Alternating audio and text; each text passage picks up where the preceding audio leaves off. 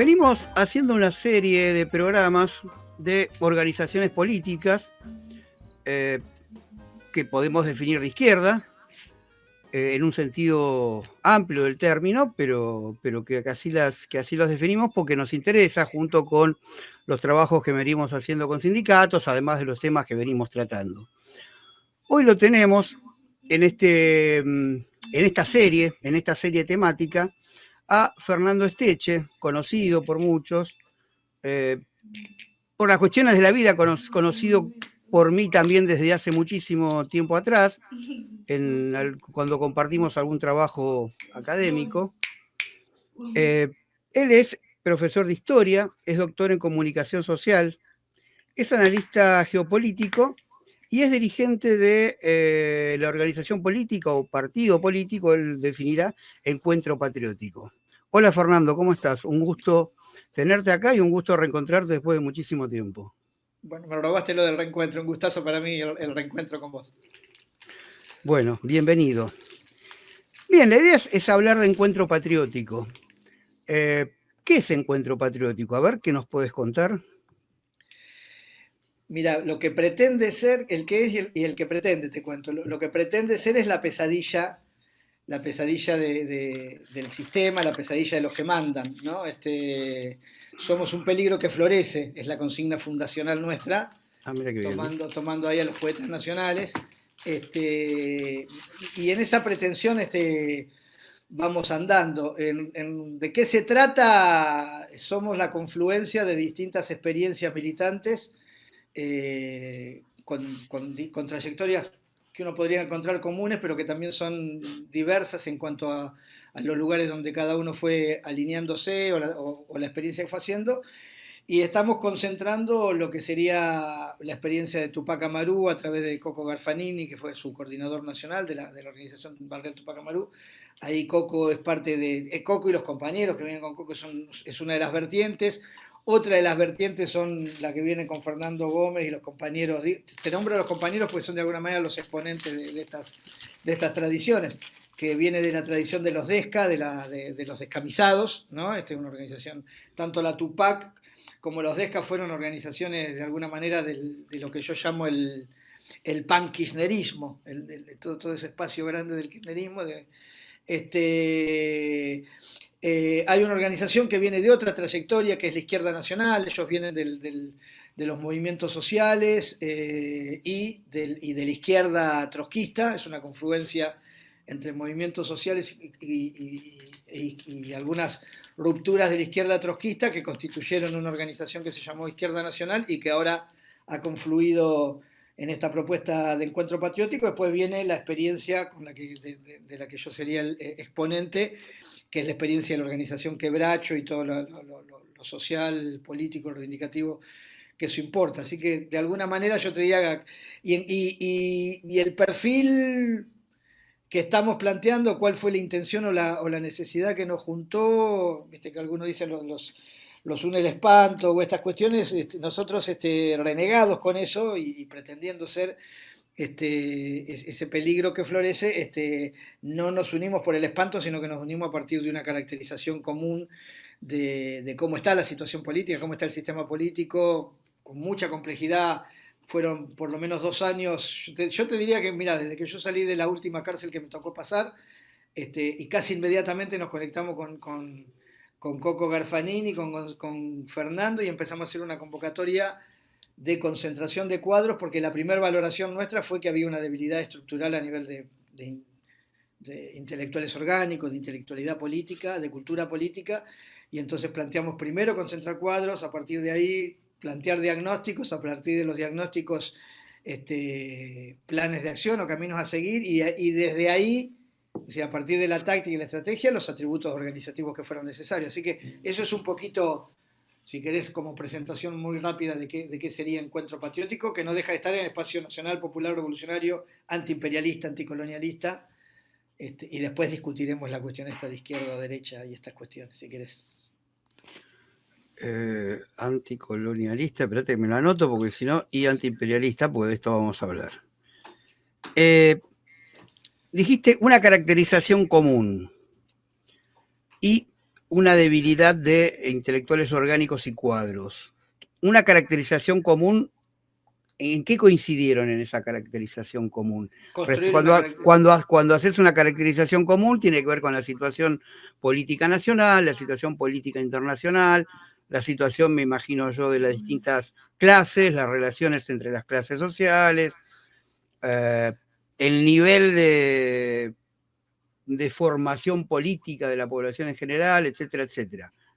¿Qué es lo que vieron en común y cuál es esa caracterización que ustedes hacen? Sí, bueno, aclaramos que vamos a pecar de recortar todo esto, porque es muy complejo y son muchos años de discusión que han dado vida a esta organización, pero... Siempre que uno habla y habla de algo, está recortando y está haciendo una síntesis y está generalizando. Pero en cuanto a lo que planteas muy precisamente, justamente de eso se trató, de cada una de las cosas que planteaste, se trató de eso, a pesar de que veníamos incluso de trayectorias analíticas distintas, es decir, de paradigmas distintos. Es decir, yo, por ejemplo, provengo del materialismo, si querés, mi manera de pensar está desde el materialismo histórico y dialéctico, los compañeros de Izquierda Nacional también, los compañeros que vienen de experiencias como la DESCA o como la TUPAC, ellos hablan de la idea del pensamiento nacional, pero que no está despojado de materialismo en cuanto a...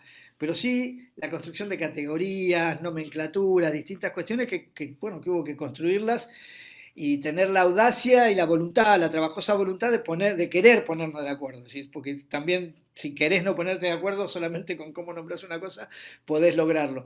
Ahí partimos, por, como bien vos decís, si querés de lo muy grande, desde lo global, hay una tesis fundacional nuestra, tres tesis grandes que son, hay una declinación del hegemón a nivel global, eso es una de las tesis, esa declinación es fatal, irreversible, la estamos pensando en tiempos históricos, no en tiempos biológicos.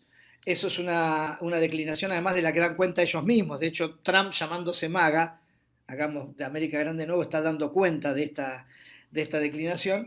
Esa declinación tiene contratesis o planteos, o va de la mano, es una tesis a tres bandas que plantea la emergencia. Entonces es un orden global declinante, no solo por su hegemón, sino como orden global declinante, y hay un orden global emergente. Esto cuando lo empezamos a discutir, después en el medio pasó de todo, y hoy yo te diría que hay ya consolidándose un orden global emergente, que es esta idea de la multipolaridad. Y en el medio de esto, como consecuencia de la declinación, hay una contraofensiva o hay un redespliegue del hegemón imperial en todos los terrenos, multidimensional, militar, financiero, diplomático, político, que tiene distintos impactos en distintos territorios y bueno, desde donde ahí ya bajamos a nuestra región, donde América Latina como patio trasero, entre comillas, es un territorio, yo ya no diría en disputa, un territorio donde desarrollaron un redespliegue, una contraofensiva en la que tuvieron mucha efectividad en muchas dimensiones, en los cepos financieros, en la construcción de nuevas derechas, que va de derechas pentecostales, derechas empresarias, nuevas derechas, derechas pretorianas, outsider, izquierdas transformistas, pero que todo termina después, al fin de cuentas, dando siendo vectores de la producción de este redespliegue imperial donde nuestro continente tuvo de alguna manera, nuestra región, subregión, tuvo una recomposición de las estructuras neoliberales clásicas y por así llamarlas. Eso fue, te diría, en caracterización general, en caracterización puntual. Después también es que hay dispositivos de producción de la política que están no en decadencia, obsoleto, es decir, la democracia liberal y el modo de acumulación actual del capital tienen una contradicción insoluble. No hay manera de eso asociarlo, resolverlo, asimilarlo, armonizarlo. Esto viene planteándose, si querés, de los 70 para acá, pero para no meternos tanto, es decir, lo que estamos planteando es que el dispositivo de la democracia liberal como dispositivo de construcción, de orden y normalidad, eso ya está, no funciona más. Y como dispositivo de legitimación de una legalidad, tampoco funciona más. Esto las nuevas derechas son muy concretas en operarlo, en hacerlo política, ¿no? Nosotros pensamos que son, o hay quienes piensan que son, hay analistas que piensan que son estas crisis gestionables o deformaciones o desviaciones de un dispositivo político, pero en realidad son los síntomas inapelables de un dispositivo que ya no sirve, es decir, como lo dijimos, como constitución de orden y normalidad, del tipo que sea y a favor de quien sea, pero digo como el dispositivo, y no en América Latina, en el mundo, como sistema, es decir, en el marco del sistema globalizado, es un dispositivo de dominación, de constitución de orden y normalidad que está caduco. Después se puede discutir otros modelos que hay por ahí en algún rincón del mundo, en distintos modelos que no tienen que ver con eso, pero eso está. Y hay un orden, hay una institucionalidad, bueno, esto en cuanto a los dispositivos, lo mismo con toda la institucionalidad del mundo de acuerdo a normas, y producto de ese colapso, de ese dispositivo, de ese juguete que se rompió, se producen dos situaciones. Uno, que la forma de producción política tradicional pierde sentido y no encuentra nuevo sentido y no entiende nuevo sentido, y al ser una forma de producción política de construcción de gobernabilidad y de gobernanza, no produce la necesaria subversión o insurgencia para romper con los cepos que se nos van planteando. Y hay otro fenómeno que es la enajenación de la Milei habla de la casta, yo creo que la cosa más fabulosa que dijo, como acuñar una categoría, pero el sector de la política formal institucional que tiene un nivel de enajenación profundo, muy grande, un divorcio con la vida cotidiana de la gente. Y la vida cotidiana de la gente que transcurre ya sin noción de que la política sea una herramienta posible de transformación, como había reencontrado o había empezado a intuir de nuevo. Por lo menos la política, en términos de lo que conoce como la política, no me quiero meter en la teoría política, pero digo la política en términos de los dispositivos de la institucionalidad. Sí, obviamente está lo político, está el conflicto, está el ser social desarrollándose, obviamente eso es eminentemente político, pero no con una proyección hacia la superestructura. Eso en general, y ahí había, en el marco de la Argentina, cuando caracterizábamos la Argentina, estábamos en aquel momento inaugurando el gobierno de Alberto Fernández, cuando empezamos las primeras discusiones. Encuentro Patriótico van a ser después de estas discusiones un par de años después, ya promediando el gobierno de Alberto, sí veíamos una persistencia neoliberal, un nivel de aceleración de las inercias de neocolonialismo, que ya con Milei, bueno, se rompieron todos los moldes, es decir, se produjo una aceleración descomunal, exponencial, y hoy vemos una gran tragedia que tiene que ver con el arrebato de la soberanía, bueno, acaban de cerrar Vialidad, es decir, con el arrebato de la soberanía y de los resortes, de la capacidad del Estado, lo que dijo Milei, la destrucción del Estado por un lado y el arrebato de la soberanía por el otro, ya en un esquema de colonización del Estado y de la política de parte del sionismo y de los Estados Unidos. Eso es una caracterización que la planteamos a rajatabla. Por eso, en cuanto a nuestros compañeros de nuestro espacio, de nuestro amplísimo espacio del campo nacional, popular y con pretensión revolucionaria, hay gran parte de ese campo, por lo menos en cuanto a subjetividad política, que está con la tonta ilusión, la ingenua ilusión de discutir una interna, de discutir meter más diputados, de discutir esta cosa.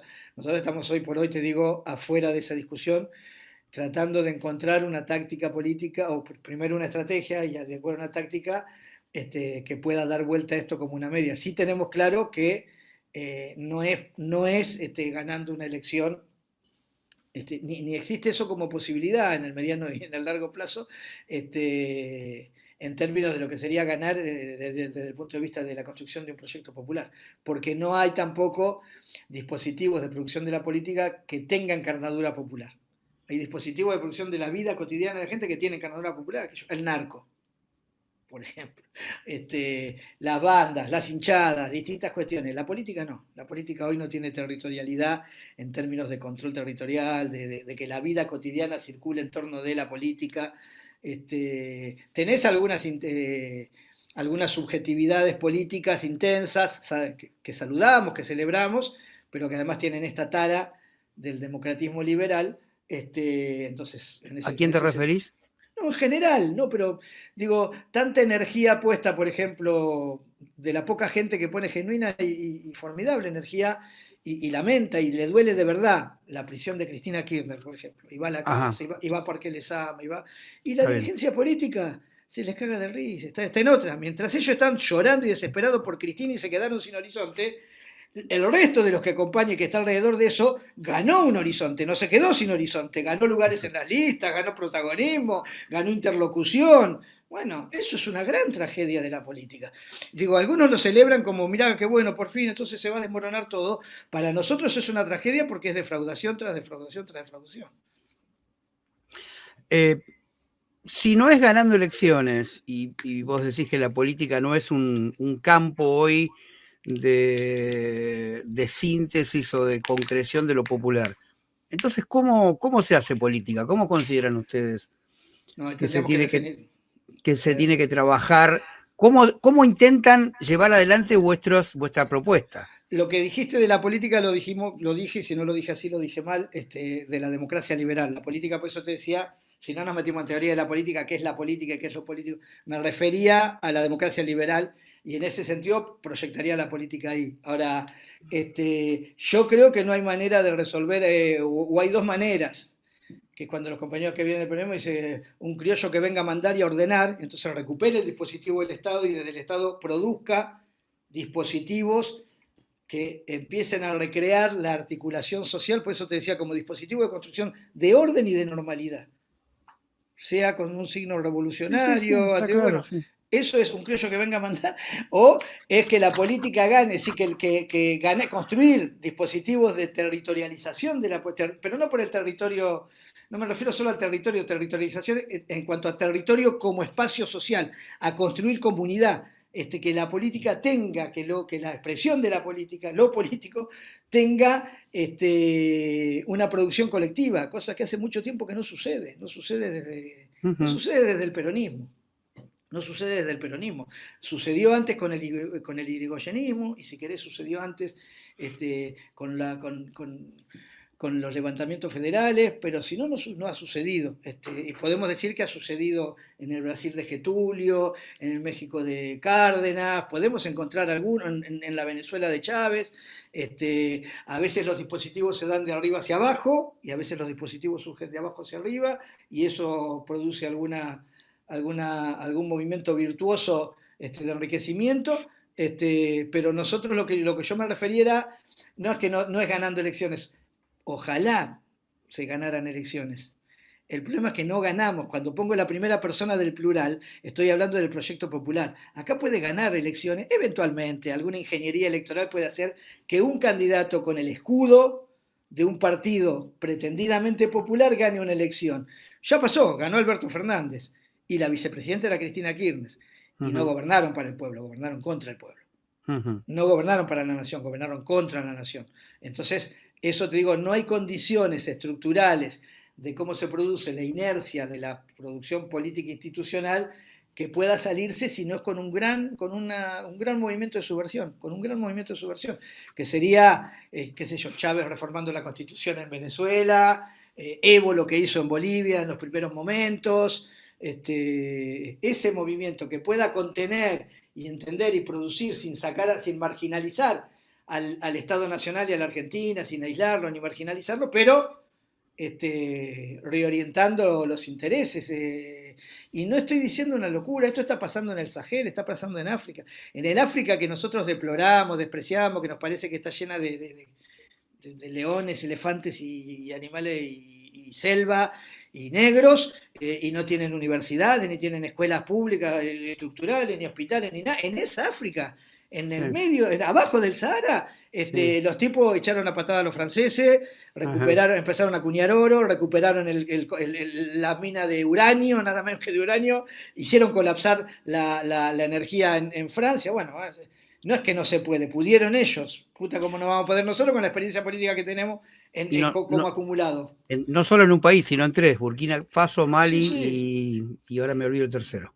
Níger, Eh, pero no, digo, Níger. Níger, pero no tres, son tres que han contagiado, están ahí, están Sí, sí, sí. Están los distintos países, ya están todos replanteándose, ha habido una, No, no, una no, sí, son los 13 los que se concretó Claro, claro, claro. y todo pinta como que se está expandiendo. O sea que no es que el método electoral es un método denostado por ustedes por una cuestión de principio, No, no. Ah, no, ok, no, ok. no, no. Está bien, está bien, está bien. Está bien. Los métodos son solamente métodos y como tal son métodos y son herramientas. Eso cuanto menos traumático sea para nuestro pueblo el tránsito hacia la conquista de los resortes que puedan gestionar la recuperación de soberanía, hay que transitar lo menos traumático. Lo otro es, qué sé yo, puchismo, romanticismo. Nuestro pueblo tiene mucha tradición de lucha, mucha cultura, entonces tiene, digo, nada, ningún proceso, incluso ningún proceso revolucionario en el mundo, yo te diría, mira, te anima. Bueno, habría que ver lo de Camboya en su momento, pero si no, ningún proceso superó la necesidad de la legitimación electoral como proceso político legitimado por su pueblo. No hay ninguno que haya habido una cosa. Los de derecha sí, los de izquierda, que llamamos de izquierda por el carácter antiimperialista o anticolonialista, todos en un momento tuvieron que pasar por el tema de la legitimación o del consenso electoral, que no necesariamente se da con los dispositivos y los formatos de la democracia liberal, ni tutelado, ni auditado por los dueños de la democracia liberal, que son los norteamericanos y los europeos. O sea, también esa es otra discusión, ¿no? ¿Cómo elegimos y a quiénes elegimos y cómo funciona eso? Lo tiene que resolver nuestro pueblo, no afuera. Hablaste de que el proceso de ustedes es claramente antiimperialista, anticolonialista. Nunca, ni una sola vez, llevamos 21 minutos de programa, ni una sola vez nombraste el término capitalismo y tampoco anticapitalismo. ¿Por qué? Que me parece que ¿Cómo cuando yo... separan No, que yo te respecto? decía que el problema del el capitalismo es la formación económico-social dominante, sí, hegemónica. Sí. Bueno, uno le puede gustar o no, pero Bueno, pero ¿a ustedes les gusta o no les gusta? No, no.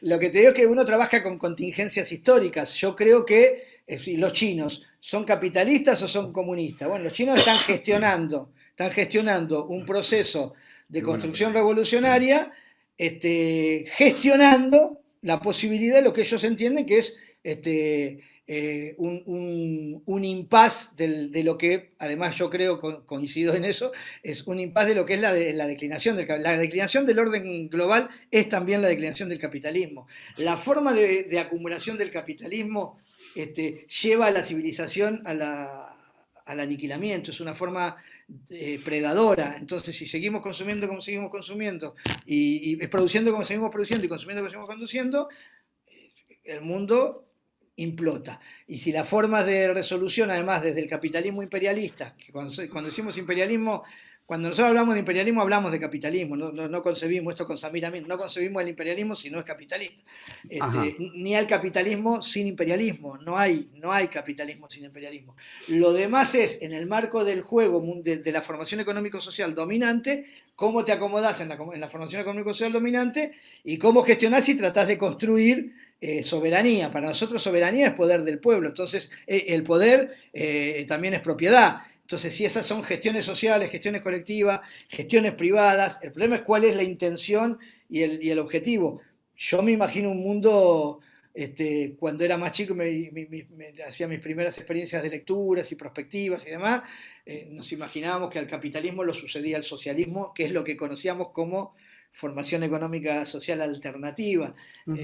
Hoy yo no sé cómo será el postcapitalismo. Lo que estoy seguro es que esto sí con Rosa de Luxemburgo es, cuando ella decía socialismo o barbarie, yo te decía es o termina el capitalismo, bueno, usar barbarie como salvajismo no está del todo bien, es todo lo contrario, pero digo,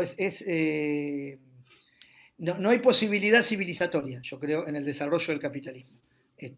Por eso nosotros, en esto sí somos muy, lo estudiamos, lo analizamos, sí creemos mucho en la construcción comunitaria y sí creemos mucho en la gestión colectiva y aún en la gestión individual.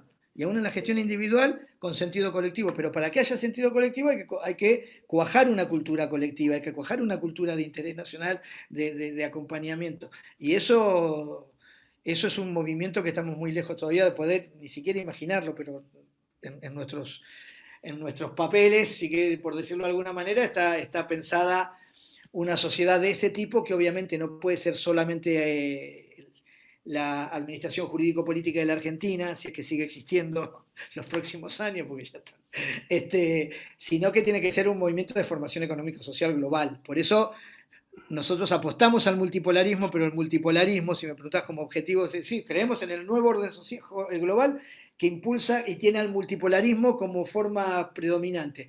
Ahora, nuestro modelo social no es la India de Modi, no es la Rusia de Putin, ni tampoco es la China de Xi Jinping, es la Argentina transitada y vivida con la experiencia histórica y social que tiene nuestro pueblo, en la medida de las posibilidades que se pueda construir, con la memoria del peronismo y con el futuro de lo que esté por venir. Para entender, nada más, estuvo bien, me parecen útiles los ejemplos que tiraste. ¿Por qué ni es la India de Modi, ni es la Rusia de Putin, ni la China de Xi Jinping? ¿Qué es lo que no les cierra de esos modelos? Ni el Brasil de Lula.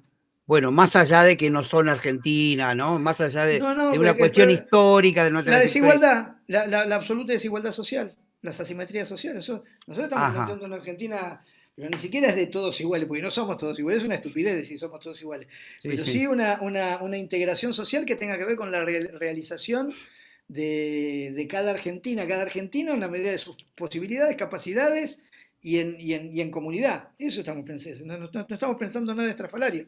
Ahora, también entendemos que Xi Jinping, Modi, no tenés que andar hablando de Modi, pero también entendemos que estos estados están gestionando una reformulación de un orden global en el marco de la formación social capitalista, todavía hegemonizada por el imperialismo. Entonces, uno en ese sentido podría ser clemente o un observador externo y decir, bueno, están funcionando así. Ahora, nosotros no celebramos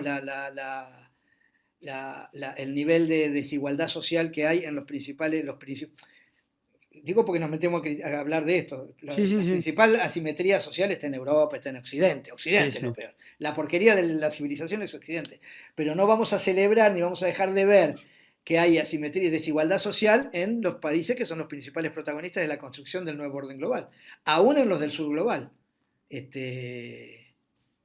Pero eso ya está en el plano de lo estratégico y siempre tratamos de ser cuidadosos en base a la experiencia de nuestro pueblo y de lo experiencial, para no estar ni proponiendo ni soñando lo que no tiene sentido en la dimensión onírica de nuestro pueblo. Sería más sencillo si no, o el socialismo y las cosas rojas y son todo igual y todo de overol, o ninguno de overol y todos contentos porque la tecnología resuelve todo.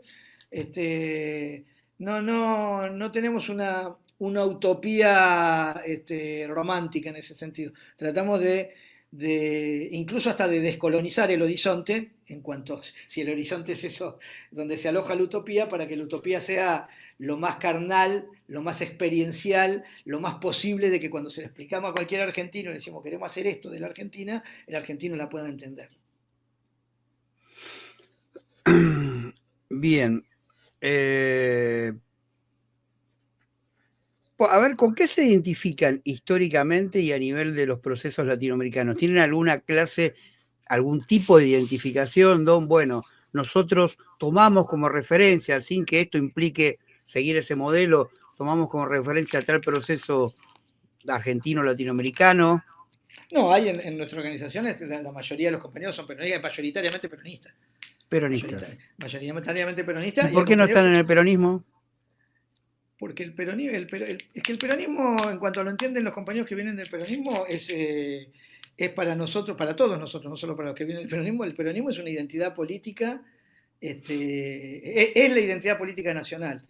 Y con esa identidad, dentro del espacio nacional, podés construir cualquier dispositivo político, de derecha, fascista, liberal, neoliberal, todo el amplio arco hipócrita, cínico, o genuinamente popular. Todo el amplio arco de lo que vos tenés historia, y decir todos esto, y después puede andar por ahí algún empleado de alguien, de algún millonario, diciendo este es peronista, este no es peronista, este es peronista, no. Bueno, esos son atributos que se da cada uno. Para nosotros el peronismo es la identidad.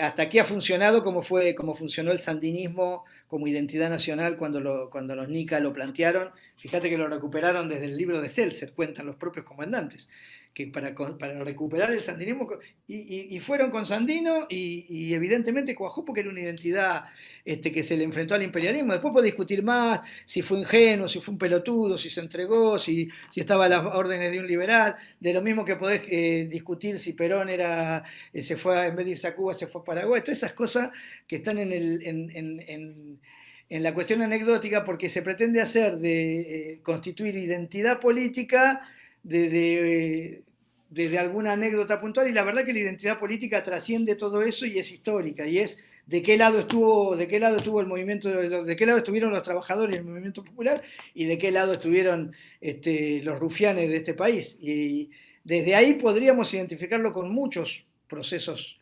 identificarnos, reivindicarlos, celebrarlos, no tomarlos como modelo de nada, sino como referencias que podemos estudiar. Chávez nos parece el mejor hijo de Bolívar lejos. Ahora, si nos tenemos que poner a discutir puntualmente Venezuela, bueno, lo haríamos con una petulancia de argentinos hablando sobre Venezuela, que nos queda cómodo siempre, pero no corresponde. Pero te insisto en que es una organización, la nuestra, donde es mayoritariamente peronista, pero donde podemos estar alojados muchos compañeros que venimos de la izquierda. Hernández Alrey en su momento planteó esto de soy peronista porque soy marxista, como título de un libro, lo metió nada menos, o la experiencia de Cuba.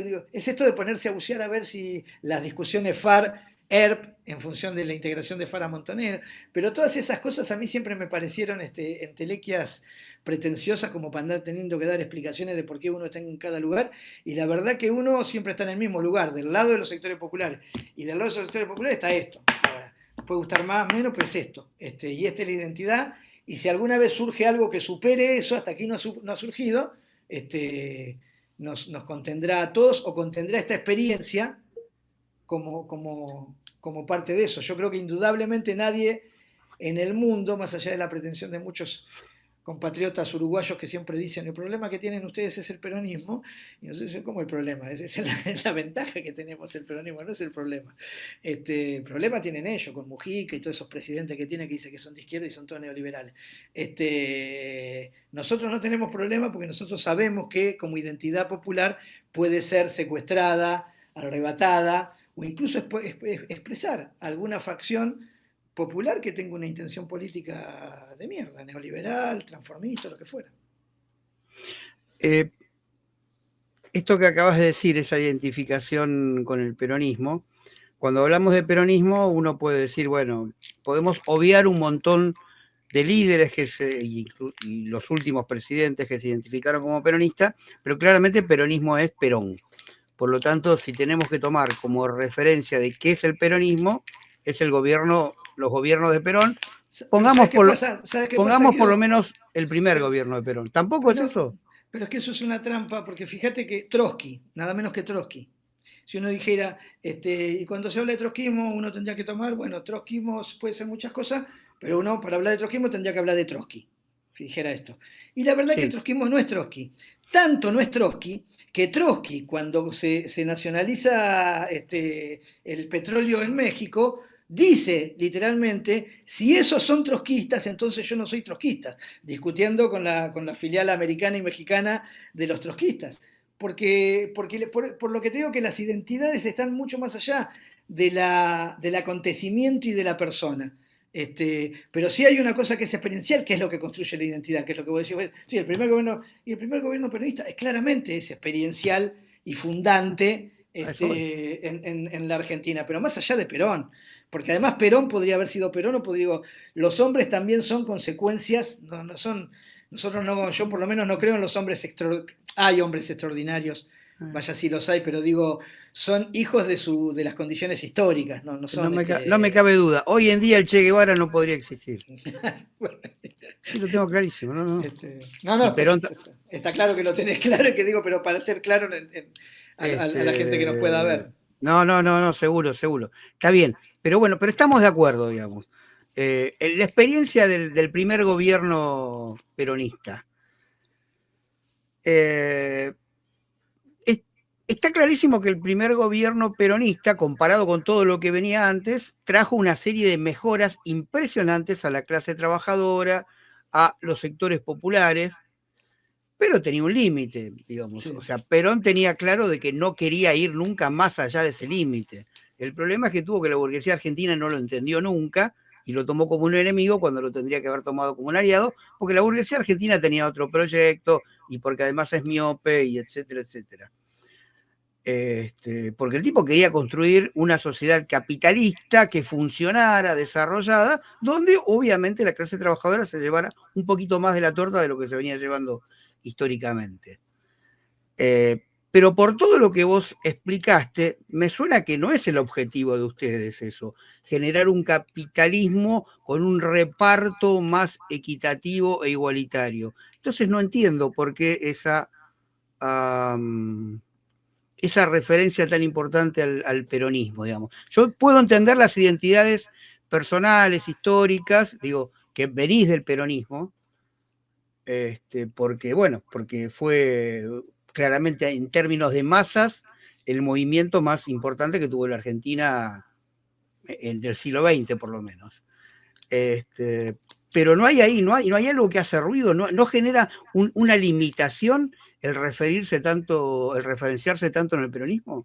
No es que no es tanto, nosotros no es que no estamos todo el tiempo, nosotros no estamos haciendo campaña desde el peronismo de nada, ni proselitismo, ni propaganda política desde el peronismo, la hacemos desde Encuentro Patriótico, que Ajá. tiene sectores de izquierda, sectores cristianos, ¿no?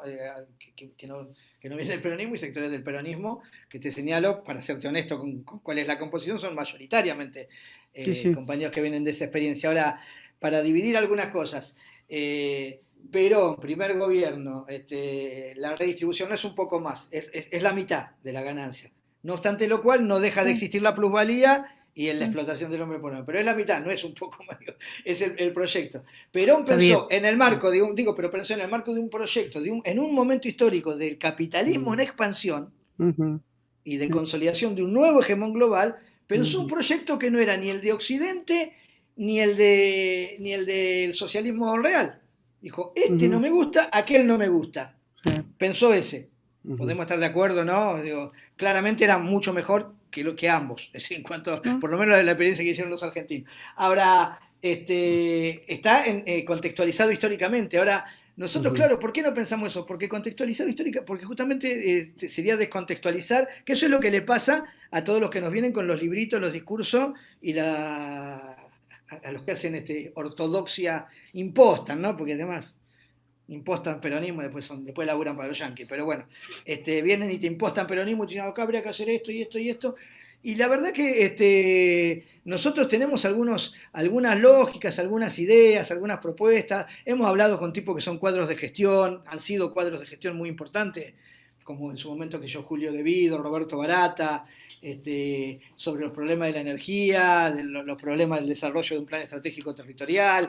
Hablamos con compañeros que vienen de sectores de la resistencia medioambiental, sobre todo en todos los sectores de la cordillera, lo que eran las asambleas ciudadanas, Ujú. y vamos construyendo ideas respecto de sustentabilidad. ¿No? Es una palabra que no nos gusta mucho, pero para que en general se entienda de qué hablamos, pero si vos me preguntás cuáles son los objetivos de máxima, te digo, los objetivos de máxima en este marco histórico, como lo estamos planteando, son estos. Si me los preguntaras en unos cuantos años y con un contexto internacional distinto, probablemente puedan ser más avanzados, porque yo creo que estamos avanzando como posibilidad civilizatoria, que se está alumbrando la posibilidad civilizatoria y no del colapso civilizacional, sino que se está alumbrando una posibilidad civilizatoria. Y si me lo hubieras preguntado hace 3 4 años atrás, antes de la guerra de Ucrania, para poner un punto así como que fue, yo creo que es una bisagra en cuanto a qué pasó en el capitalismo, hubiéramos estado un poquito más para atrás, porque no estaba, te hubiera planteado las tesis que veíamos, pero todavía no estaba Ujú. cristalizado esto. Sí. Por eso creo que incluso hasta los objetivos que te planteás, aunque sean de largo plazo, están contextualizados o son contingentes al momento histórico en el que lo formulás. Ahora, sobre izquierda, derecha, es una cosa que me quedó de hoy, de la presentación que hiciste. Vos sabés muy bien, lo sabés mejor que yo, está en el libro de Fouché o en algunas de estas cuestiones, cuando ellos describen, en cualquier biografía de los que son formidables, hay que leer, son esas cosas, a mí me encantan, pero sobre todo Fouché cuando describe la Asamblea Nacional, los jacobinos estaban en la bandeja de arriba. Viste que se dice izquierda y derecha es porque los jacobinos o los levelers en Inglaterra estaban a la izquierda en la asamblea y a la derecha estaban los girondinos. Y la verdad es que estaban, mirá, si en vez de llamarse de izquierda se tenían que llamar los de arriba, hubiera sido una figura poco poética. Claro. Pero a partir de esa categoría, que tiene que ver además con una forma europea, de la modernidad europea de pensar la política, qué es la izquierda y qué es la derecha. Por eso nosotros, si vos me preguntaras, yo cuando salimos a América Latina o a otros lugares, o a Europa, cuando salimos de Argentina, si nos preguntan, nosotros decimos, no, nosotros somos de izquierda, para que entiendan inmediatamente. Y no tenemos 40 minutos, 50 minutos para andar explicando qué somos, para que se entienda inmediatamente, porque está la noción de la referenciación de los sectores populares con la izquierda, de la reivindicación de la lucha y demás. Pero la verdad que en la historia argentina, algo que felizmente ha sido reparado en las últimas décadas, fundamentalmente a partir del 16 Congreso del PC en adelante, relativamente reparado, en la historia argentina la tradición de la izquierda fue estar, de la izquierda institucional, ¿no? Estar enfrentada a los grandes movimientos populares. Incluso en la lectura historiográfica que hacen, reivindican a los liberales. Por eso en la historia argentina yo creo que esto ha ido cambiando en las últimas décadas, mucho ha ido cambiando, pero también esto de la identidad de izquierda como identidad política no era algo que acumulaba en sí mismo, más allá de sectores muy minoritarios, ¿no? Otra manera de entender esto de izquierda o derecha, centro, arriba o abajo, otro punto de clivaje que suele ser habitual, y más en Latinoamérica y en Argentina, es nación o clase social o nación y pueblo. ¿A ustedes les sirve este clivaje? ¿Se paran en alguno de estos dos? Sí, nosotros creemos cuando hablamos, las categorías que utilizamos en nuestra narrativa política es lo nacional y es lo popular. Pero eso no está despojado en nuestra concepción de la clase. A diferencia de, fíjate vos, los ortodoxos de la doctrina del marxismo, si querés, o del trotskismo, que una lucha que para nosotros claramente es horizontal de clases, a veces la transversalizan con el género. Nosotros no hay manera que ninguna categoría política pueda modificar nuestra mirada de confrontación horizontalizada, si querés, de una clase superior y clases y sectores de clases subalternizados. Por eso te digo que ahí también hay trampas, pero cuando nosotros hablamos de nación y hablamos de pueblo, estamos hablando de los sectores populares. Y cuando hablamos de sectores populares estamos hablando de los distintos sectores de clase, de las clases y sectores de clases que están subordinados al grupo, a la élite o al puñado de sectores de clase dominante, que no es todo lo mismo. Digo, ahí tendríamos que hacer un mapa sobre distintos sectores de poder y el factor que tiene eso, pero no hay posibilidad de pensar, por ejemplo, lo nacional desde una perspectiva burguesa. En América Latina hoy no hay posibilidad, es decir, no hay ni posibilidad ni narrativa. Por ahí algún peronista que pretende asociarse con esta chica, se me fue el nombre de la vicepresidenta. La vicepresidenta actual, Villarruel. Algunos de ellos pretenderán construir pero no por los actores puntuales que defienden, sino por a qué sectores representa. Alguna narrativa nacional burguesa, esencialista, folclórica. No hay lugar para eso. No hay lugar en la Argentina para eso. Ni en Argentina ni en América Latina, creo yo. Y creo yo que en el sur global, a esta altura, ya no hay lugar para narrativas de ese tipo, porque además hay un tema que es las burguesías están tan transnacionalizadas, podría uno en todo caso explorar el paulismo brasileño, que ya está igual, no es lo que era, pero en general las burguesías están absolutamente transnacionalizadas. Digo, ¿quiénes son los dueños de la Argentina hoy? Además de la oligarquía, de los terratenientes. Incluso, ¿quiénes son los terratenientes de la Argentina? Sacando el emir de Qatar, el emir de Emiratos, el de Qatar, Benetton, Lewis, todo esto. Además, la vieja oligarquía. Eso está absolutamente lo que ha mutado en burguesía, y esa burguesía dejó de ser productiva la mayoría para ser financiera, y en el marco de ese son todos transnacionales. Entonces no se puede pensar un proyecto nacional con eso. Tampoco se puede pensar sin actores y agentes que pongan la Argentina a producir. Bueno, pues eso ya es un problema de en qué condiciones estamos como Estado nacional para poder pensar recuperar los resortes de la producción nacional. Yo te insisto con el ejemplo de África. A mí que no me vengan a decir que no se puede, porque están pudiendo hacerlo en África, que tiene una base estructural y productiva mucho más precaria que la Argentina. Bueno, una cosa, entonces no me digan que no se puede. Claramente. Ahora, hablar de sectores populares y no de clase, yo para entender, para clarificar nuestra posición, ¿eso implica que dentro de los sectores populares se pueden englobar algo más que la clase trabajadora? Lo que pasa es que clase trabajadora no es una definición científica. Clase trabajadora son... Proletariado. Bueno, por eso. Sí, claro que más que el proletariado, claramente sí. Entonces, por eso hablamos de clase trabajadora. ¿Y cuáles son esos otros sectores, además del proletariado? Por eso habría que definir si el proletariado es aquel que tiene solo su fuerza de trabajo como capital. Bueno, sí. Eso es un amplio sector, y después tenés sectores de la pequeña y mediana empresa, tenés sectores, sector de cuentapropismo. Sí, cuentapropismo, proletariado, pero no importa. No importa. Podríamos discutir teóricamente, no importa. Sí, podés tener los sectores de distintos niveles de trabajo, ya cada vez menos, porque está todo muy latifundiado y mecanizado, pero en el campo, que tenés no solo proletariado rural, sino que tenés algunos organizadores de la producción de pequeñas dimensiones. Pequeños productores rurales, del campo, sí.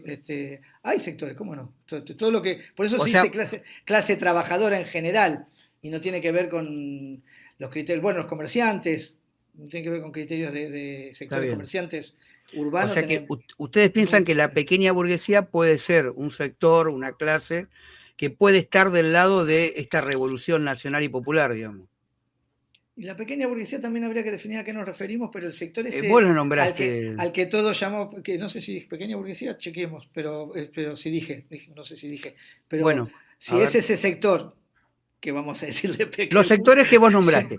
Los sectores que vos nombraste. Los sectores que yo nombré, sí, claramente sí. Claramente. Los sectores que estén en contradicción con este modo de acumulación del capital, porque es un modo de acumulación que los va a destrozar, que los va a destruir, entonces están en una contradicción estructural con este modo de acumulación, son sectores que pueden ser convocados. Ahora, de ahí a que tengan la voluntad, la subjetividad, la posición de clase, de estar dispuestos a llevarlo adelante, depende de la capacidad de una vanguardia revolucionaria y de intelectuales orgánicos que produzcan esta situación. Si no, no hay manera. Pero sí hay que construir un gran acumulado social que produzca, que haga que en una crisis determinada, una crisis orgánica determinada, se pueda dar un salto y construir una nueva hegemonía.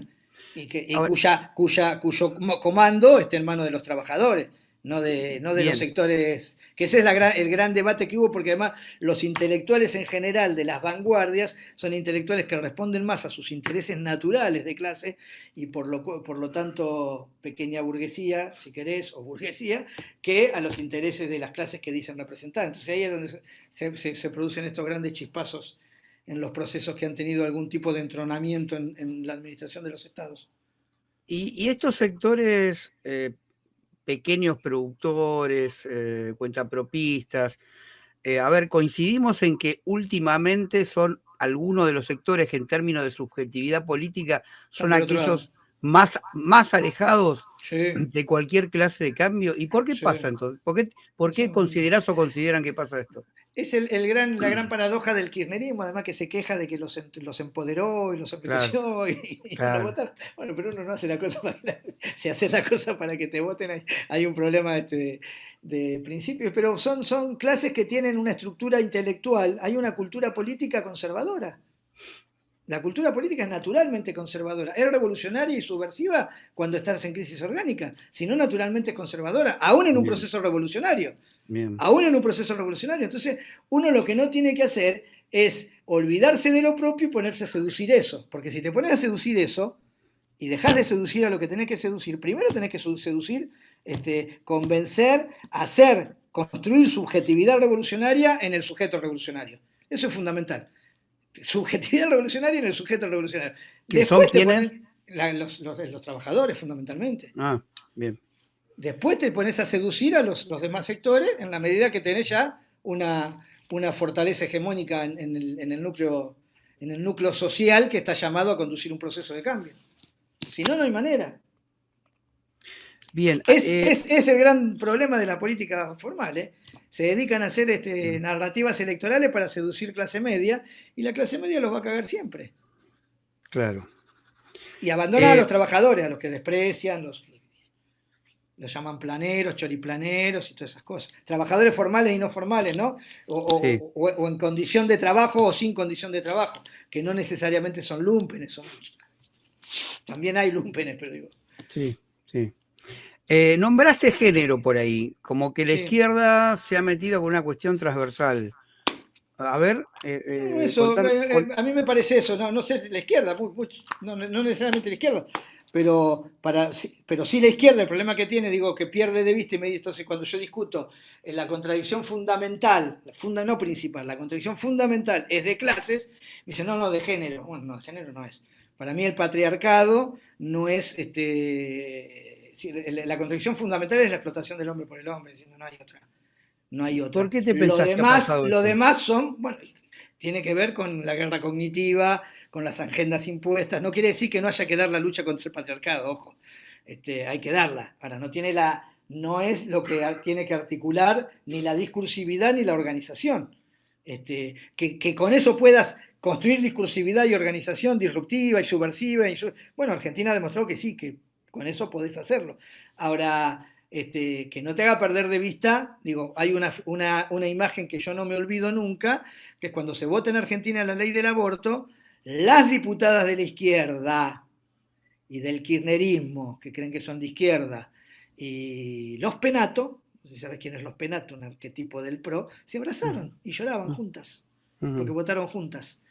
Y para mí no hay ninguna reivindicación que neutralice, que obture, que deje de hacer presente la contradicción fundamental que tenemos con los enemigos de la patria, que son los enemigos del pueblo, que son los enemigos de clase. El enemigo de la patria es enemigo de clase, digo, si querés ponerlo en términos de clase. Pues la patria es la clase, no es otra cosa. Lo demás es narrativa esencialista, folclórica. Bien, en este canal le estamos dando lugar a esta discusión y bueno, no quiero hacerme autobombo, pero en mi libro Dialéctica de la Conflictividad justamente planteo lo de la contradicción fundamental y las otras contradicciones complementarias, digamos, ¿no?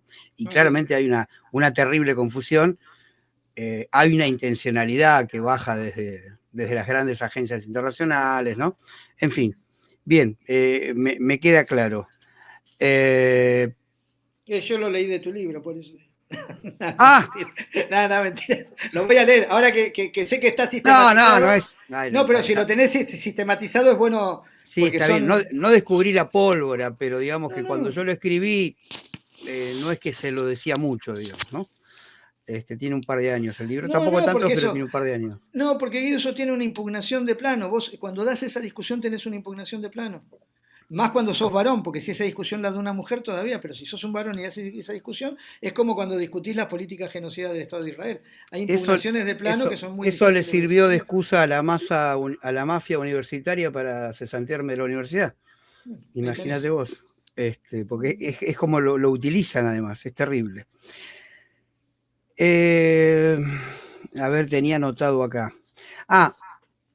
¿Por qué Encuentro Patriótico y no otra organización de izquierda o que se dice revolucionaria? No entiendo la pregunta. Digo, ¿por qué uno tendría que creerle o seguir o referenciarse en Encuentro Patriótico y no en unos partidos marxistas o algún otro peronismo que se sitúe en algún lugar similar al de ustedes, de Independencia Nacional, No, Popular? no, es que nosotros planteamos, primero que si militan, bienvenido, que vaya a cualquier lado a militar. Está bien.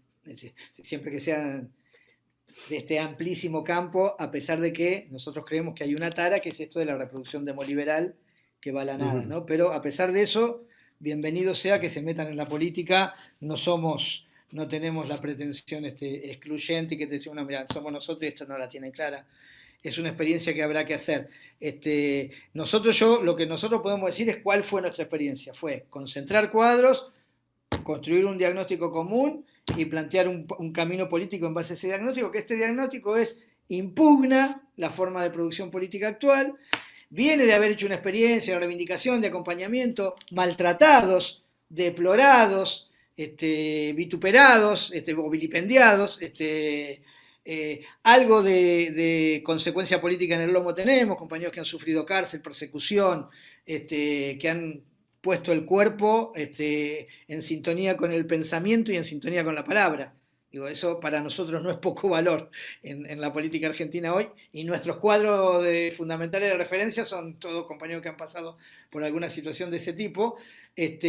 No pensamos la política como negocio, seguimos teniendo es una organización que sigue teniendo una relación permanente, un nutriente permanente con sus bases sociales, que son austeras, pobres, pocas respecto de nuestras pretensiones, de lo que queremos hacer, pero son. Así como los movimientos populares, lo que llaman los nuevos movimientos sociales, implotaron y nadie se anima a decir lo que no se puede decir, que es responder a la pregunta de por qué implotaron en un mes. De marchas de 10.000 tipos, no podés juntar 100, y hoy te ponen el miedo, el estrés. Bueno, nuestra capacidad de movilización no ha mermado, porque está en una cuestión incluso hasta epocal respecto de la valoración de la política, pero en general no trabajamos desde el clientelismo, no, y tampoco vamos a tener la pretensión de que nuestros compañeros comprenden y tienen sistematizado el complejo del pensamiento que vamos articulando nosotros. Eso es mentira, no es así, pero sí hay algunos sentidos comunes que son comunes a todos nosotros, y vamos tratando de trabajar en la formación política. Después, si me preguntabas por qué el encuentro, por qué yo elijo esto, pues elijo compañeros en lo que no me cuesta nada confiar, porque no veo que tengan ninguna otra pretensión política que la que vamos plantearnos. Tenemos muchas falencias todavía, nos falta inserción en la clase trabajadora, mucha, nos falta inserción en el movimiento estudiantil, mucho, tenemos inserción predominantemente en los sectores territoriales más pobres, y eso nos debilita en términos de disciplinas sociales, de dinámicas, construcción de repertorios, de despliegue político. Lo que históricamente serían los desocupados, esos Sí, sectores. en general sí, en Gran Buenos Aires es eso, en el interior del país por ahí tenemos compañeros que son compañeros que tienen trabajo formal, incluso muchos de ellos, pero que no tienen gran desarrollo sindical. Algunos sí, otros no, eso va variando, pero te digo en general para dar un mapa de qué es nuestra organización. Algunas organizaciones te pueden decir tenemos movimiento estudiantil, tenemos movimiento sindical. Nosotros es una organización que está en crecimiento y que tenemos expectativas de que va a poder crecer, además creemos que tenemos una política muy acorde muy acorde en el sentido del planteamiento. Ahora, pretender hacer una política de acumulación en este momento histórico no es nada acorde a nada, porque digo, estamos en un momento histórico donde hay una cierta idiocia generalizada, producto de la guerra cognitiva, de los nuevos consumos culturales, de la pantallita, de la nueva, que hace muy difícil, digo, ¿quién va a consumir esta conversación entre vos y yo? Seguramente tipos de nuestra generación, no un chico de 20 años. Y si hay un chico de 20 años, hay uno. Ojalá yo me equivoque, ¿eh? Pero sí. si hay uno, es uno. Y nosotros cuando teníamos 20 años estábamos pero totalmente entreverados tratando de querer. Bueno, eso hay un tema que yo creo que igual se resuelve, creo que tiene que ver con momentos. ¿Y cómo hacemos? ¿Cómo hacemos al llegar? Bueno, justamente no hay que romper la cadena, hay que mantener hasta el último eslabón estas conversaciones, estas trincheras, no hay que resignarse. Y yo tengo un compañero que siempre dice, nadie nos lee, viste que hace unas cosas formidables, unas editoriales en nuestro periódico en Infonativa, formidables, y yo se las celebro, y me dice, pero la lees vos solo. Hay que seguir escribiendo, hay que seguir debatiendo, hay que seguir hablando, hay que seguir haciendo charlas, hay que seguir yendo a los barrios, hay que encontrar los diálogos, hay que encontrar los dispositivos, los consumos y los vectores de esos nuevos consumos, que no quiere decir que nos tengamos que pasar de bando y empezar a trabajar desde la idiocia, no comunicar con memes, que están haciendo muchas organizaciones políticas. Por ahí es un método efectivo, en un punto, pero la propaganda política es otra cosa. El meme puede ser la invitación a la propaganda política, Claro. pero solamente eso. No, si toda tu propaganda política es memes, bueno, entonces qué sé yo, no creo que vayas a poder construir cuadros políticos. Yo sigo creyendo que hay que leer libros y que los libros además tienen que ser físicos. Digo, soy un moderno, creo que hay que volver a la modernidad, para hacer, O sea, para hacer política porque... No es que hay que cambiar radicalmente los métodos, porque No, hoy en día el sujeto es otro, sino que no, lo que hay que hacer es recuperar esos sujetos que están claro. No hay que plantarse, en el método hay que plantarse. en las nubes de Saturno, digamos. Sí, no, en el método hay que plantarse. Y el método, yo te digo, yo si tuviera 20 años menos estaría haciendo lo que hizo Quebracho en los 90, y estoy seguro que creceríamos como creció Quebracho en los 90. Tengo 20 años más y 5 cárceles y un juicio oral en el horizonte, pero si no aparece eso que en los 90 apareció, no solo Quebracho, muchos grupos, eso que en los 90 apareció, si no aparece es porque los pibes están en otra. Pero va a aparecer, hay síntomas culturales de que está. Digo, vos agarrás las canciones, el rap, hay otra cosa que no se llama rap, se llama, no me acuerdo cómo se llama, que no es rap, pero de eso que hablan también, que parece que hablan, que cantan, pero hablan. No quiero ser irrespetuoso, Pero es una variante de rap. Sí, no me acuerdo el trap. Cómo se llama. El trap, ahí está, gracias. Bueno, pero es un subgénero dentro del rap. Sí. Qué sé yo, no sé, para mí son cosas. Pero yo me he sorprendido con las letras de esos pibes, me he sorprendido con recitales que sigue. Me sorprendo en los recitales de la. Yo soy viejo, vas a ver a la renga y te aparecen los pibitos, loco, con la bandera, la iconografía nacional. Hay síntomas culturales que aparecieron promediando los 80 y terminando entre los dos lutros, el último de los 80 y el primero de los 90, que después dieron vida. Ese movimiento cultural después da vida, después se hace política. Esos síntomas yo los veo. También tenés chicas como Tini cantando, y muchos, pero hay otra cosa, hay otra movida, y hay una cosa ahí suburbana, una cosa plebeya en la cultura, hay una cosa que me parece que todavía tiene vida. Y que eso yo creo que claramente va a dar vida si nosotros nos mantenemos. Es decir, lo que nos pasó a nosotros, Guido, en la generación nuestra, que para encontrar un setentista teníamos que buscarlo abajo de las baldosas. Después, después de los 2000 aparecieron todos. Después del 2001 aparecieron todos. Pero hasta el 2000 había que encontrarlo abajo de las baldosas para que te cuente, te diga, te enseñe, te explique. Bueno, nosotros no tenemos que permitirnos eso, nosotros tenemos que seguir el eslabonamiento de lo que es la cultura organizacional de nuestro pueblo. Y somos producto de eso, entonces tenemos que ofrecerlo. En todo caso, ni siquiera para conducirlo, en todo caso para fortalecer lo que tenga que surgir. Porque además, claramente, el tiempo es, yo me acuerdo cuando yo iba a las marchas, tenía 20, 25 años, iba a la marcha, y un tipo de 55 años me parecía un señor grande. Y no habían las marchas tipos de 55 años. Estábamos nosotros. Bueno, ahora las marchas son tipos de 55 años. Son al revés. Y no están los chicos. Bueno, claro. Eso tiene que cambiar. En eso también tenemos claridad política acerca de nuestro rol, pero no por echarnos a menos, sino que entendemos que la fuerza, la potencia, la insolencia está en eso. De alguna manera uno puede inferir a partir de todo lo que viniste diciendo la respuesta a esta pregunta, pero igual me parece importante hacértela para que la referencies más específicamente. ¿Por qué ganó Milei? Yo creo que hay dos fenómenos convergentes. Uno es la defraudación. Nosotros hicimos un gran esfuerzo, a mí me tocó estar en la cárcel, pero... ¿Te parece que Milei defraudó? No Milei. Ah, ok. No, hubo mucho esfuerzo popular para recuperar el gobierno de manos de Macri. Mucho Sí, esfuerzo sí, popular, sí. pero mucha militancia, mucha expectativa, 10.000 cosas que se juntaban, que no se juntaban, mucha grandeza. No, no, anda vos, dejá, no voy yo, anda vos. Y después fue una gran defraudación. Un ataque a los sectores populares fue eso. Un ataque, Ujú, pero desde el más arriba, desde la compañera Cristina diciendo si Evita los viera, fíjate, ujú. hasta los ministros de Desarrollo Social hablando de que si la gente se iba al exterior, y la gente se iba a Paraguay a ver a los papás, o a Perú, o a Bolivia, somos norteamericanos. Decían, se van al exterior, ¿viste? ¿No? O consumen en dólares, porque tenían un jueguito, o alguno, el más burgués de los pobres desarrapados, tenía Netflix y se paga en dólares, fíjate. Nos despreciaron los nuestros, nos echaron una patada a los nuestros.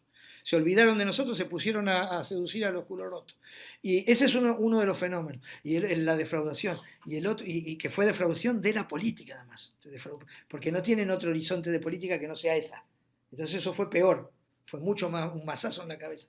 Y el otro es la idiocia dominante, que es donde encarna en los sectores más juveniles, porque A hay ver, nuevas formas de... no todos tienen que saber qué es idiocia, que La es un término. idiotez, la idiotez, para ser criollo. Es decir, hay un estado de construcción de subjetividad que está muy limitado, así que tiene que ver con las formas de consumo culturales, los TikTok, los memes, la forma de comunicación política. El tipo gana no haciendo un solo acto político, gana con TikTok.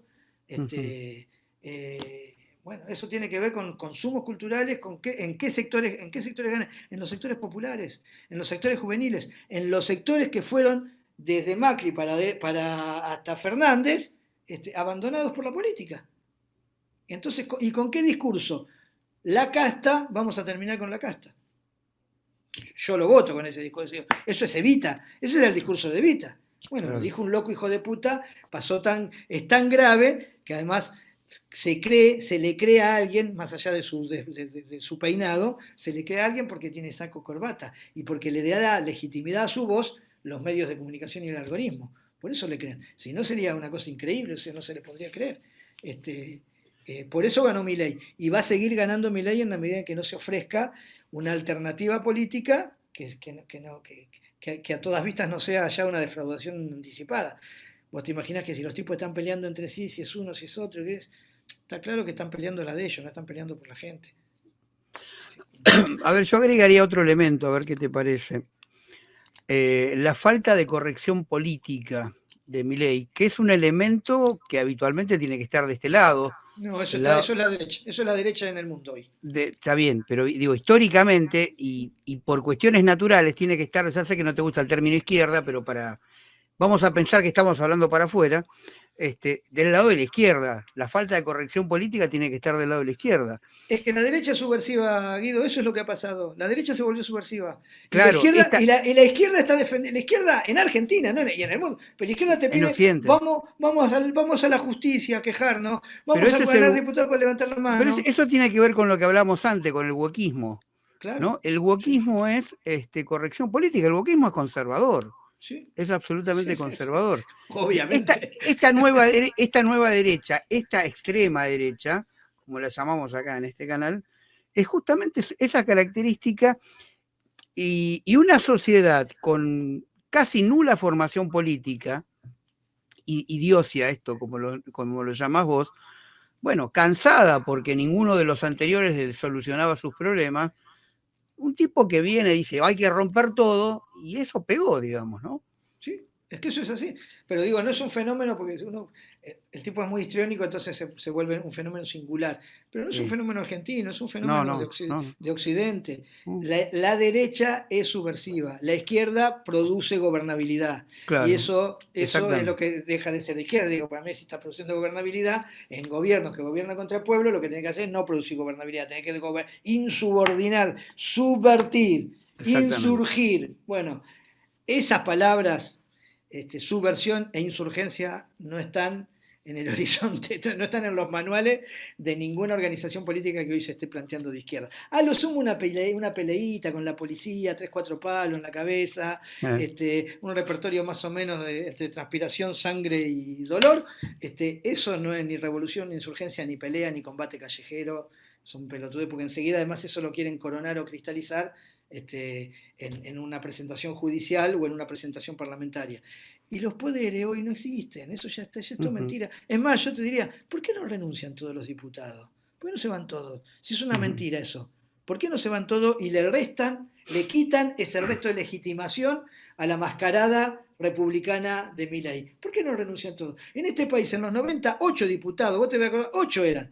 Te estoy hablando de 8 tipos que no eran el Che Guevara, ¿eh? No, no. Eran, bueno, viste, era Brunati, bueno, 8 diputados armaron un quilombo de la puta madre. Acá tenemos 123 y sumás a la izquierda son 130. Sí. Siempre pierden. No hacen nada, unos gritos. Claro. La gran pelea es unas chicas diputadas que fueron a decirle a Esper, ay, tenés nuestras compañeras presas y se hacían las guapas. A nadie se la para eso es una...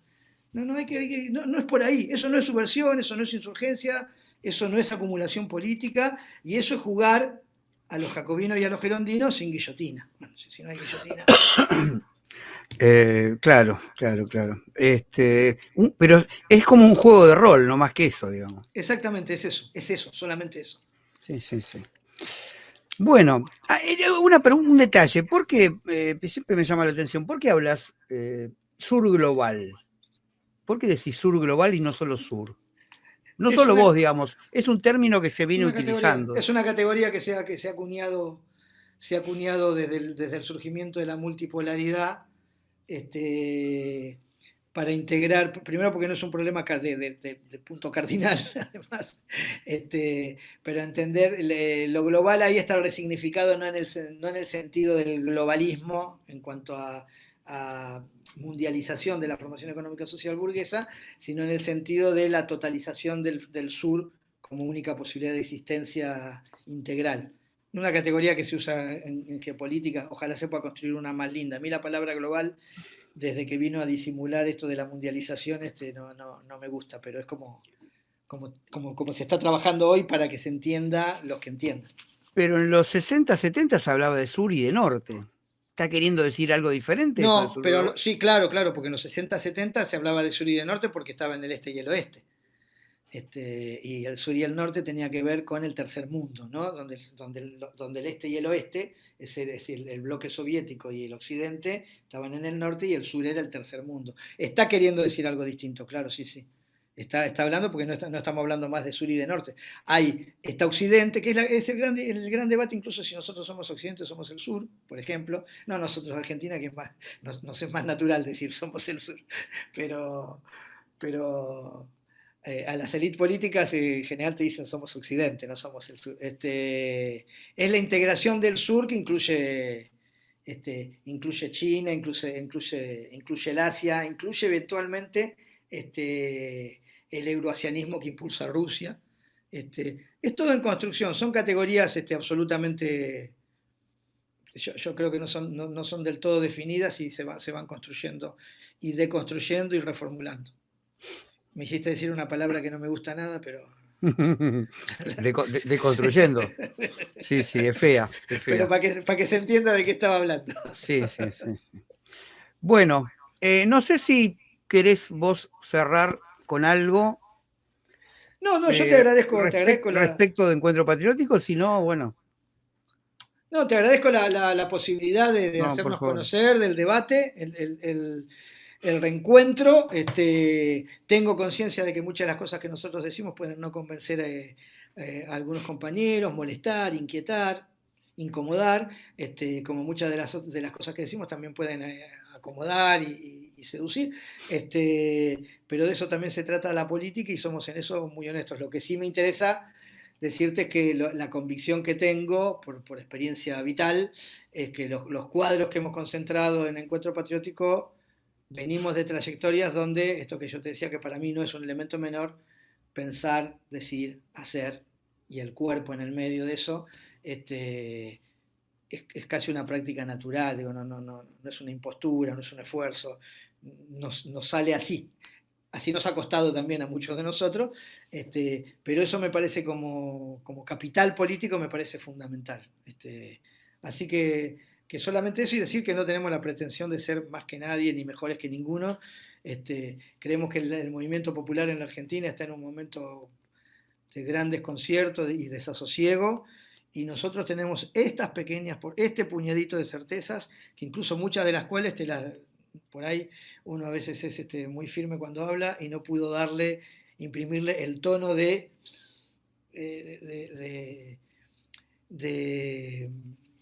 digo, que son certezas lábiles, si se quiere. Es el puñadito que pudimos construir en este momento, pero lo vamos construyendo conforme va desarrollándose la subjetividad política en el movimiento popular. Así que desde nuestra parte estamos satisfechos. No es poco, sabemos que no es poco, sabemos que tampoco es mucho, y que tenemos mucho por caminar. Bien, supongo que ustedes tienen maneras de hacer la difusión, redes, páginas, la forma de contactarse. Te pido que después me las pases. Sí, te las paso porque no las tengo en la memoria. No, está bien. Y yo, aparte, decirlas acá no tiene mucho sentido, porque se pierden, digamos. Yo después las transcribo en lo que es la descripción del video. Bien. Por cualquiera que quiera informarse más o contactarse con ustedes, digamos, ¿no? Bien. Bueno, muchísimas gracias a todos, muchísimas gracias Fernando, a todos ustedes los invito como siempre a seguirnos en nuestro canal, a difundirnos todo lo que puedan, quieran, a discutir, a debatir, a poner comentarios, a ponernos un me gusta, que es importante, a invitar a suscribirse. A vos, Fernando, te recontra agradezco, un gusto reencontrarme nuevamente, te digo. Y si no te molesta, para cuestiones de geopolítica seguramente te vamos a estar invitando. ¿Cómo no? Porque es un tema que nos interesa en este canal, digamos, ¿no? Ya como analista geopolítico, digo, más allá de que nunca vas a dejar de ser un referente de Encuentro Patriótico, pero como para discutir de cuestiones de geopolítica. Así que infinitas gracias, Fernando. No, gracias a vos, Guido, fue un placer conversar con vos. Bueno, hasta la próxima, le digo a todos ustedes entonces. Nos estamos viendo. Adiós.